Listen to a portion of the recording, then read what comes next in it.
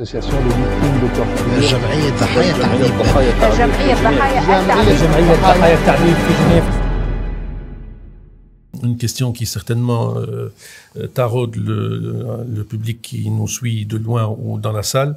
Est-ce que, comme dans beaucoup d'autres mécanismes internationaux, le texte de base que vous avez utilisé pour ST ne prévoit rien au-delà de son propre verdict? Est-ce que c'est le cas? Au regard, par exemple, de ce que peut être une réaction du gouvernement qui ignorerait le verdict. Merci, je viens justement d'en parler. Si jamais, et on parle d'une fiction là, parce qu'avant les 6 mois, avant que la Cour ne s'exprime sur la réplique de l'État tunisien à bout de 6 mois ou après, si on suppose que l'État tunisien ne respecte pas cette décision. Comme je l'ai déjà dit, il y a des procédures à faire.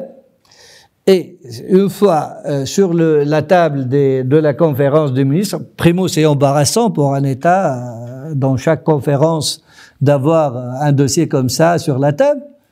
Et puis, oui, on est à la limite du juridique et voilà, on est dans la sphère politique, vous savez, dans ces cas, la question, c'est une question d'influence de l'État et de la vulnérabilité et tout ça, bien que la Cour africaine est en train de travailler sur la question, elle veut faire comme un code de procédure pour l'exécution ou quelque chose comme ça, mais c'est pas encore fait. Donc ça, si on se résume à la Cour. Mais bien sûr, il y a d'autres effets, parce que vous savez, maintenant, tout le monde communique avec tout le monde. Et c'est une Cour continentale qui a statué, et la Tunisie, ou la représentante de la Tunisie, a répliqué, et l'article 51, je crois, protocole, la Tunisie est tenue de respecter ses engagements et le verdict.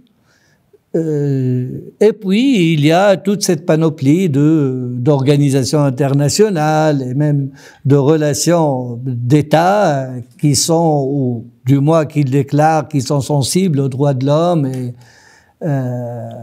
des principes de l'État de droit, qui, bien sûr, vont être gênés à avoir des transactions avec un régime qui ne respecte pas les droits de l'homme. Donc voilà, mais il n'y a pas vraiment de quelque chose de voilà, tangible et contraignant.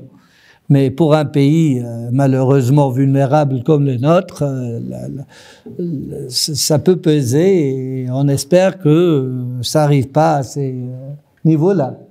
Est-ce que, effectivement,